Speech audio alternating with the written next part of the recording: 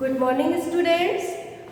आज मैं आपको क्लास 10th का एसएसटी का जो कि इकोनॉमिक्स से चैप्टर 3 मुद्रा और साख लिया गया है उसका टॉपिक ऋण की शर्तें इनके बारे में अध्ययन करवाऊंगी। ठीक है, इसके पहले मुद्रा और ऋण के बारे में मैंने पहले आपको बता चुकी हूँ। ठीक है ना।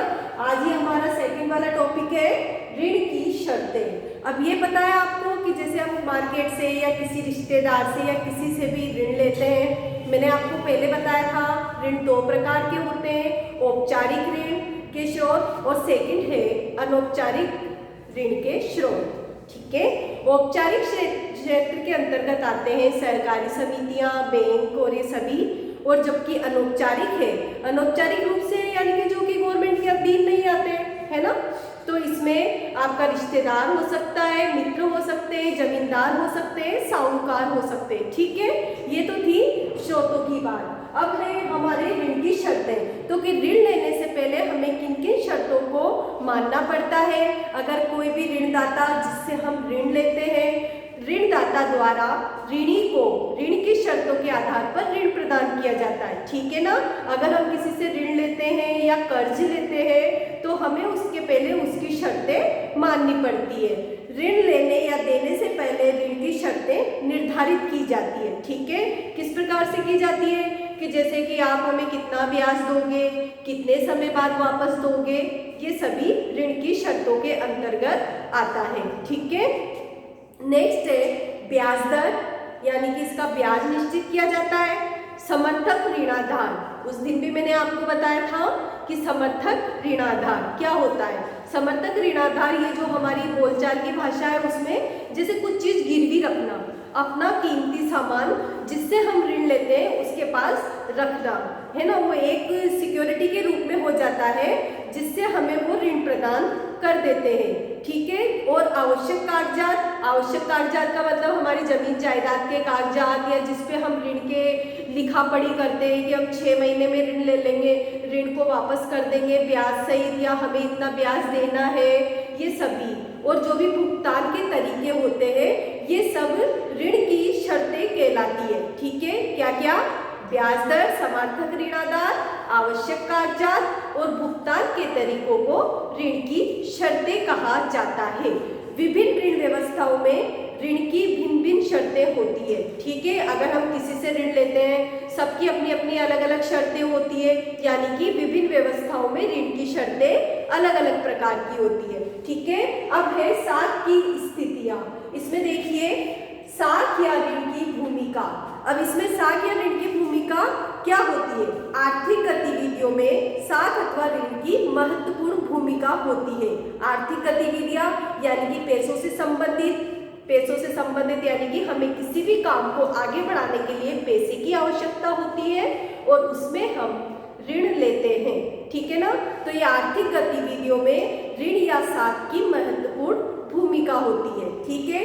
साख कार्यशील पूंजी, साख उत्पादन के लिए कार्यशील पूंजी की जरूरत को पूरा करती है। किस प्रकार से करती है? जैसे कि कार्यशील पूंजी, हमने कोई भी फैक्ट्री डाली है, उसमें उत्पादन के लिए जो हम पैसा लगा रहे हैं वो मार्केट से लेते हैं या किसी से भी हम उधार लेते हैं तो वो हमारी कार्यशील पूंजी कहलाएगी। ठीक है ना। क्या कहलाएगी? कार्यशील पूंजी। नेक्स्ट है कृषक, जो किसान होते हैं, कहाँ पे? ग्रामीण क्षेत्रों में। ग्रामीण क्षेत्रों में किसान अपनी फसल हेतु साख लेते हैं। साख यानी कि ऋण, कर्ज।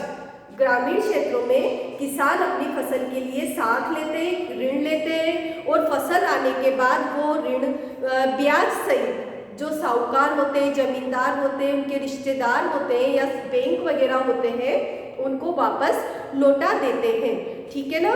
तो अगर इस बीच उनकी फसल बर्बाद हो जाती है या फिर कोई भी बाढ़ आ जाती है या कोई मानसून खराब हो जाता है या कुछ भी हो जाता है, उनकी फसल बर्बाद हो जाती है, तो वो जो ग्रामीण किसान जो ऋण लेते हैं वो उसमें जाल में फंसते जाते हैं। किसमें? कौन से जाल में? कर्ज जाल में फंसते जाते हैं। ठीक है। अब देखते हैं हम मुद्रा के आधुनिक रूप। मुद्रा दो प्रकार की होती है, करेंसी और बैंकों में निक्षेप। फर्स्ट है आपकी करेंसी। करेंसी के अंतर्गत इसमें आपके रुपए, सिक्के जो कि कोइन जो चलते हैं मार्केट में, जैसे कि रुपयों के नोट चलते हैं, करेंसी सिक्के वगैरह चलते हैं, वो करेंसी के अंतर्गत आते हैं। और बैंकों में निक्षेप वह होता है जिसमें व्यक्ति अपनी आवश्यकताओं के अनुसार जो पैसा रहता है उसे निकाल लेते हैं। अपनी आवश्यकताओं के अनुसार पैसा खर्च करने के बाद जो व्यक्तियों के पास बचत रहती है उसे वो बैंकों में जमा कराते हैं, तो वो बैंकों में निक्षेप कहलाता है। ठीक है। अब ये चेक के माध्यम से, चेक में क्या होता है कि जो जिसको भी पैसा लेना है बैंक से, वो अपने बैंक में पैसा या तो चेक के माध्यम से जमा कराते थे या चेक के माध्यम से वापस से उसे हटा देते हैं। ठीक है। अब आगे है इसमें स्वयं सहायता समूह। स्वयं सहायता समूह जो होते हैं उसमें बैंक में जमा धन लोग नकद के अतिरिक्त चेक के रूप में प्रयोग में लेते हैं। अब है आपका स्वयं सहायता समूह। स्वयं सहायता समूह में ग्रामीण क्षेत्रों में गरीबों तथा महिलाओं को छोटे छोटे समूह होते हैं। ग्रामीण क्षेत्रों में उनके गरीबों के और महिलाओं के छोटे छोटे समूह होते हैं, जिन्हें वह गांव के विकास के लिए, या बहुत से लोग ऐसे होते हैं जिनके पास कोई ऋणाधार नहीं होता है, तो उनके लिए वो उन समूहों को बनाते हैं जहां उन्हें बिना ऋणाधार के कर्ज ले सके या बिना ऋणाधार के उनको वहाँ पे ऋण मिल सके। तो उनकी बचत पूंजी को एकत्रित कर, मतलब क्या करते हैं इसमें जो लोग सदस्य होते हैं वो अपनी बचत पूंजी को, जैसे 1000 रुपये या 2000 रुपये सबके लिए निश्चित होते हैं। ठीक है।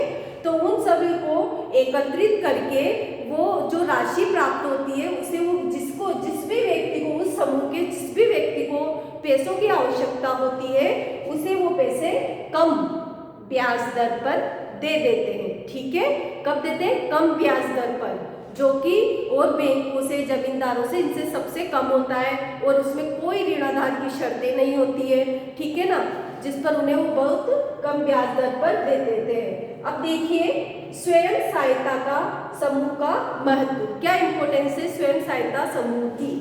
ये पहला पॉइंट, ये कर्जदारों को ऋणाधार की कमी की समस्या से उबारने में मदद करता है। यानी कि क्या होता है, बहुत से लोग ऐसे होते हैं जिनके पास कोई संपत्ति नहीं होती, कोई कागज नहीं होते, कोई गहना नहीं होता है, कोई जमीन जायदाद नहीं होती, तो उन लोगों को ऋणाधार की समस्या से उबारने में मदद करते हैं। ठीक है। यानी कि उनके पास कोई ऋणाधार नहीं है फिर भी उनको लोन मिल जाता है। सदस्यों को समयानुसार विभिन्न प्रकार की आवश्यकताओं के लिए एक उचित ब्याज दर पर ऋण मिल जाता है। यानी कि उन्हें समय भी मिल जाता है और एक उचित ब्याज दर पर उनको ऋण भी मिल जाता है। इन समूहों में, जो ये समूह होते हैं ना, स्वयं सहायता समूह, इनमें गांव के विकास के मुद्दों पर, इनमें वो विकास पर चर्चा की जाती है। ठीक है। और इनमें किसी व्यक्ति का शोषण नहीं होता है। इनमें किसी व्यक्ति का शोषण नहीं होता है। स्वयं सहायता समूह में ऐसा नहीं है कि वो कर्ज जाल में फंसता जा रहा है, जो उसे समय दिया जाता है उसमें वो आराम से उस पैसे को जमा कर सकता है। गरीबों को संगठित करना, इसका स्वयं सहायता समूह का मेन मकसद गरीबों को संगठित करना भी होता है। किस प्रकार से होता है? क्योंकि ये समूह जो होते हैं वो ग्रामीण क्षेत्रों में गरीबों को संगठित करने में मदद करते हैं। किस प्रकार से? बहुत से व्यक्ति इतने बिजी होते हैं कि वो अपना एक संगठन नहीं बना पाते, इसलिए ये गरीबों के लिए फायदे वाली चीज भी है। ठीक है। आज हमने इसमें ऋण की शर्तें और ये स्वयं सहायता समूह और इनके बारे में पढ़ा है। नेक्स्ट हम बाद में अध्ययन करेंगे। धन्यवाद।